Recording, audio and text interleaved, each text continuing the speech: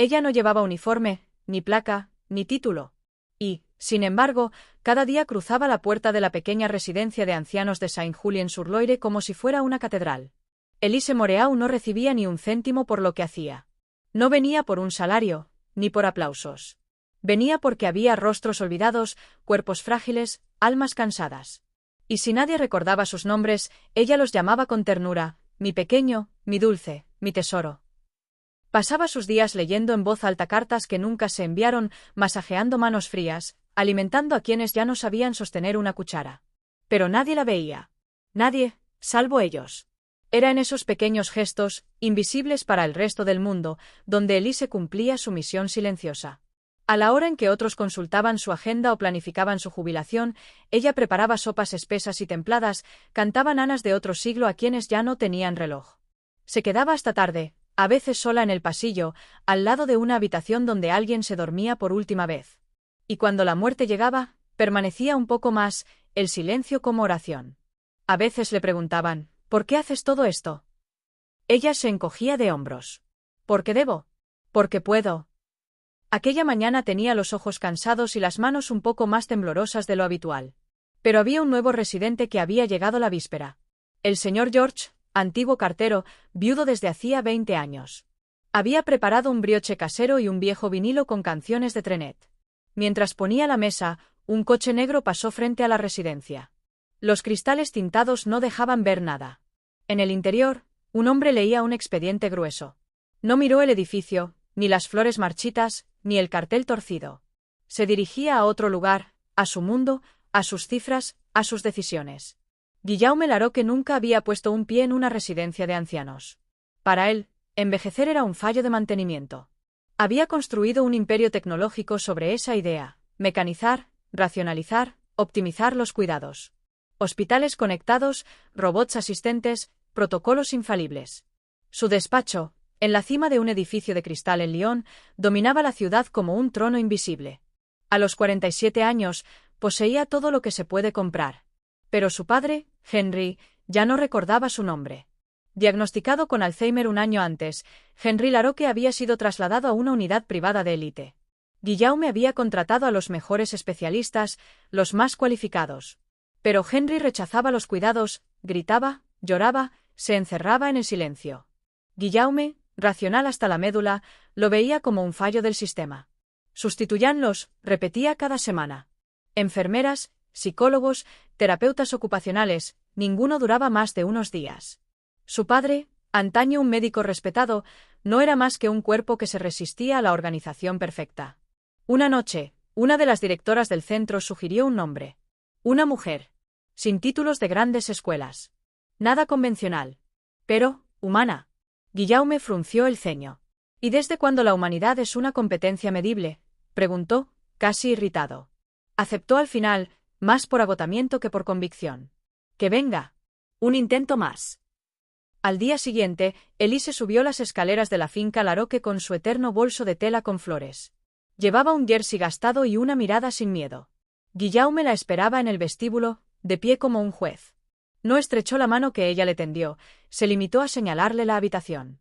Henry estaba sentado, con la mirada vacía, sus dedos temblorosos aferrados a una manta. Elise se acercó con suavidad. Se arrodilló. «Hola, Henry. Me han dicho que le gusta Brel. ¿Es cierto?» No respondió. Ella sacó un pequeño reproductor y puso una canción suave. Luego empezó a hablarle como a un viejo amigo. Lenta, calmadamente. Al cabo de 20 minutos, Henry movió los labios. Murmuró una palabra. Guillaume, que observaba desde lejos, lo vio. Una lágrima le subió a los ojos sin saber por qué. Aquella noche, Guillaume no dijo nada. Pero observó. Al día siguiente, pidió a Elise que volviera. Ella aceptó, sin condiciones. Y así, sin que lo supiera aún, el mundo de cristal y acero de Guillaume Larocque empezaba a resquebrajarse. El tercer día, Elise llegó con una caja de cartón que contenía algunas fotografías antiguas, un pañuelo bordado, un libro de poemas de Prévert y una pequeña caja de caramelos de Violeta. Parecía una abuela visitando a un nieto enfermo. Henry, al principio inmóvil como una estatua de sal, levantó lentamente la cabeza al ver los objetos. Ella se sentó a su lado, le tendió el pañuelo. Creo que es la misma tela que llevaba su madre en sus vestidos de verano, ¿verdad? susurró. Henry parpadeó, confuso. Pero una chispa, mínima, apareció. Guillaume, apartado, observaba en silencio. No comprendía lo que hacía. Pero algo en él se resistía a interrumpirla. La casa de los Laroque, a pesar de ser inmensa, parecía encogerse alrededor de esas dos presencias. Los objetos de lujo perdían su brillo ante la dulzura de un libro leído en voz baja. Elise no hablaba mucho. Dejaba silencios. Permitía que las palabras vinieran del otro, incluso si no venían. Llenaba la habitación no con su saber, sino con su presencia. El cuarto día, Henry pronunció el nombre de su esposa fallecida. El quinto, pidió a Elise si podía volver a poner la canción de antes. Guillaume, desconcertado, llamó a un neurólogo para comprobar si se trataba de una mejora clínica. El médico se encogió de hombros. No es medible. Es afectivo. Fue en ese momento cuando Guillaume empezó a dudar. No de Elise, sino de sí mismo. ¿Por qué nunca se había sentado junto a su padre? ¿Por qué siempre había delegado lo íntimo a los sistemas? Sorprendió a Elise hablando en voz baja a Henry sobre un recuerdo de infancia, una cometa roja en un campo. Henry sonreía. Guillaume, inmóvil en la sombra, sintió un nudo en la garganta. Había olvidado ese recuerdo. O lo había borrado. Pasó una semana. Guillaume, sin admitirlo del todo, esperaba las visitas de Elise. Ya no era solo la mujer que ayudaba a su padre, se había convertido en un espejo, discreto pero implacable. Una mañana, al cruzarse con ella en el jardín, Elise se detuvo. ¿Cuántos años lleva pasando de largo junto a su padre, señor Laroque?, preguntó, sin dureza, pero sin rodeos. No respondió. Ella continuó. ¿Sabe qué es lo que más lamenta? No es la enfermedad. Son los silencios entre ustedes. Esa misma noche, Guillaume entró en la habitación de su padre. No sabía qué decir. Se sentó, torpemente. Henry dormía. Se quedó allí 1 hora, 2. Al salir, se cruzó con Elise en el pasillo. Bajó la mirada. No sé hacerlo como usted. Ella sonrió. No se trata de hacer. Se trata de estar. Ella no llevaba uniforme, ni placa, ni acreditación. Y, sin embargo, cada día cruzaba la puerta de la pequeña residencia de mayores de Saint-Julien-sur-Loire como si entrara en una catedral. Elise Moreau no cobraba ni un céntimo por lo que hacía. No iba por un sueldo, ni por reconocimiento. Iba porque había rostros olvidados, cuerpos frágiles, almas cansadas. Y si nadie recordaba sus nombres, ella los llamaba con ternura: mi pequeño, mi cielo, mi tesoro. Pasaba los días leyendo en voz alta cartas que nunca se enviaron, dando masajes a manos frías, alimentando a quienes ya no sabían sostener una cuchara. Pero nadie la veía. Nadie, salvo ellos. Era en esos pequeños gestos, invisibles para el resto del mundo, donde Elise cumplía con su silenciosa misión. Mientras otros revisaban su agenda o planificaban su jubilación, ella preparaba sopas espesas y templadas, cantaba nanas de otro siglo a quienes ya no tenían noción del tiempo. Se quedaba hasta tarde, a veces sola en el pasillo, junto a la habitación donde alguien se dormía por última vez. Y cuando llegaba la muerte, se quedaba un poco más, el silencio convertido en oración. A veces le preguntaban: ¿por qué haces todo esto? Ella se encogía de hombros. ¿Porque debo? ¿Porque puedo? Aquella mañana tenía los ojos cansados y las manos un poco más temblorosas de lo habitual. Pero había un nuevo residente que había llegado la víspera. El señor George, antiguo cartero, viudo desde hacía 20 años. Elise había preparado un brioche casero y traía un viejo vinilo con canciones de Trenet. Mientras ponía la mesa, un coche negro pasó por delante de la residencia. Los cristales tintados no dejaban ver nada. Dentro, un hombre hojeaba un expediente grueso. No miró el edificio, ni las flores marchitas, ni el cartel torcido. Iba camino de otro lugar, de su mundo, de sus cifras, de sus decisiones. Guillaume Laroque jamás había pisado una residencia de mayores. Para él, envejecer era un fallo de mantenimiento. Había construido un imperio tecnológico sobre esa idea: mecanizar, racionalizar, optimizar los cuidados. Hospitales conectados, robots asistentes, protocolos infalibles. Su despacho, en lo alto de una torre de cristal en Lyon, dominaba la ciudad como un trono invisible. A los 47 años, tenía todo lo que el dinero puede comprar. Pero su padre, Henry, ya no recordaba su nombre. Diagnosticado con Alzheimer 1 año antes, Henry Laroque había sido trasladado a una unidad privada de élite. Guillaume contrató a los mejores especialistas, los más cualificados. Pero Henry rechazaba los cuidados, gritaba, lloraba, se refugiaba en el silencio. Guillaume, racional hasta la médula, lo veía como un fallo del sistema. Sustituyanlos, repetía cada semana. Enfermeras, psicólogos, terapeutas ocupacionales, ninguno aguantaba más de unos días. Su padre, antaño un médico respetado, no era más que un cuerpo que se resistía a la organización perfecta.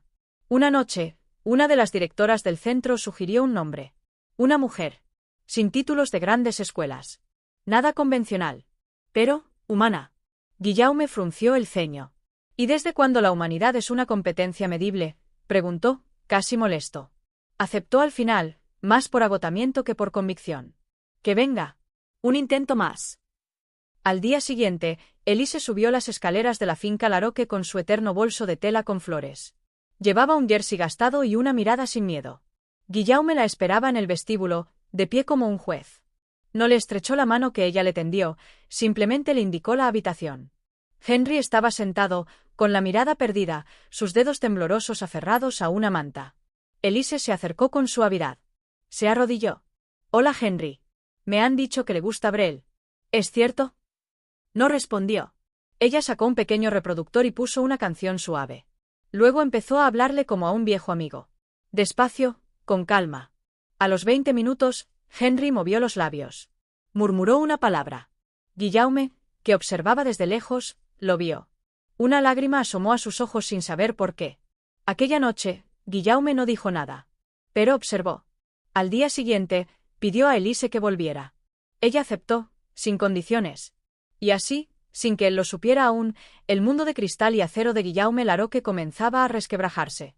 El tercer día, Elise llegó con una caja de cartón que contenía algunas fotos antiguas, un pañuelo bordado, un libro de poemas de Prévert y una cajita de caramelos de violeta. Parecía una abuela visitando a un nieto enfermo. Henry, al principio inmóvil como una estatua de sal, levantó lentamente la cabeza al ver los objetos. Ella se sentó a su lado, le tendió el pañuelo. «Creo que es la misma tela que llevaba su madre en los vestidos de verano, ¿verdad?», susurró. Henry parpadeó, confuso. Pero una chispa, mínima, apareció. Guillaume, apartado, observaba en silencio. No comprendía lo que hacía. Pero algo en él se resistía a interrumpirla.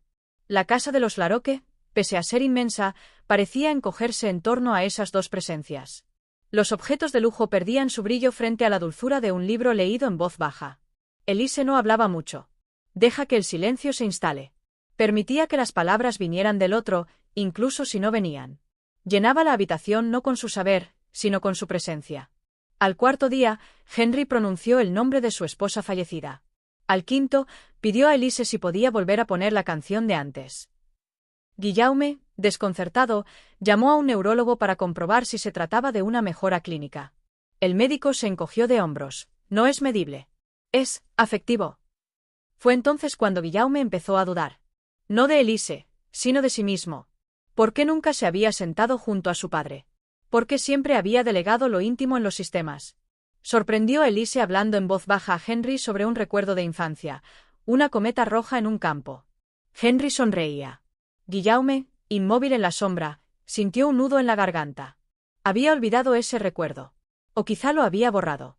Pasó una semana. Guillaume, sin admitirlo del todo, esperaba las visitas de Elise. Ya no era solo la mujer que ayudaba a su padre, se había convertido en un espejo, discreto pero implacable. Una mañana, al cruzarse con ella en el jardín, Elise se detuvo. ¿Cuántos años lleva pasando de largo junto a su padre, señor Laroque?, preguntó, sin dureza, pero sin rodeos. No respondió. Ella continuó. ¿Sabe qué es lo que más lamenta? No es la enfermedad. Son los silencios entre ustedes. Esa misma noche, Guillaume entró en la habitación de su padre. No sabía qué decir. Se sentó, torpemente. Henry dormía. Se quedó allí 1 hora, 2. Al salir, se cruzó con Elise en el pasillo. Bajó la mirada. No sé hacerlo como usted. Ella sonrió. No se trata de hacer. Se trata de estar.